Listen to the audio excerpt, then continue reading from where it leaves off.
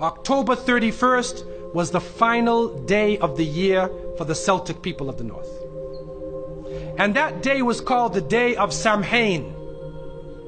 And this individual, wal-iyadhu billah, was supposed to be their god of the spirits of the dead, of evil again.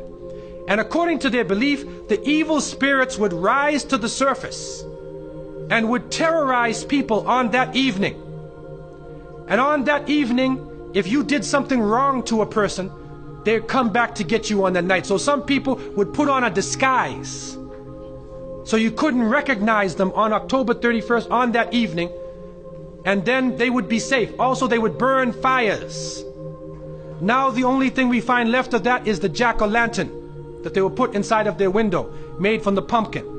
What actually happened in Europe is that the church moved All Saints' Day, a day for the saints. They moved it from May 13th to November 1st in 1834 AD. And so what they said was that the 31st night is All Hallows Evening. All Hallows Evening, which in America later became known as Halloween. Halloween. And they depict the forces of evil. What is happening now is that the children put on disguises. They dress as little devils, little witches, as goblins, vampires, anything evil, and they go out. And now with the new American way, they do trick-or-treat. And they come to your house asking for food. And some Muslims, they send their little children and they're in little disguises. How are you going to dress and go out there? As little devils, little shayateen.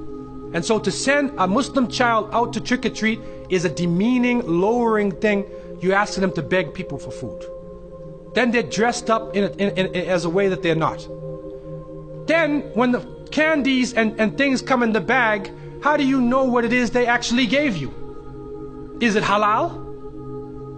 Most of the candies today are made with gelatin, with glycerin. They're made with pork products. And what is also happening is that there are some evil, wicked-minded people who are attacking children on that night.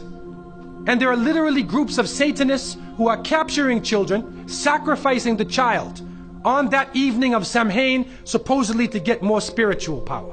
It's happening right now. And so from so many angles, Muslims should have nothing to do with Halloween. And it is important for Muslims to have basira, that they should have the insight to look through affairs and do not just blindly follow. The Prophet, peace be upon him, said, you will follow them.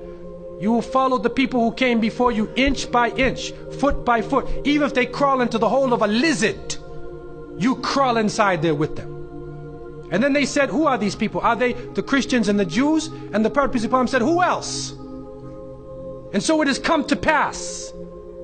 And you can't Islamicize these occasions. You can't use Arabic names and Islamic symbols to make it halal. And secondly, it is important for Muslims to cherish their own holidays. When the Eid al-Fitr comes, take the day off. There are some Muslims who go to work on Eid. They go to Eid prayer and they go to work. So what happens to your children? They don't have a chance to relax and enjoy themselves. Organize an activity. Bring their families together. Eat together. Do things together. Remember Allah subhanahu wa ta'ala together. Make it a happy occasion for them. They will remember their Eids. Eid al-Fitr, Eid al-Adha. If they don't, then they get involved in Christmas, in Easter, in Halloween, where even in the Christian tradition now, it is confusing. And many of the Christians now, Seventh-day Adventists, Jehovah's Witnesses, and many people are taking a stand. And they're saying we do not want to follow the pagan religion.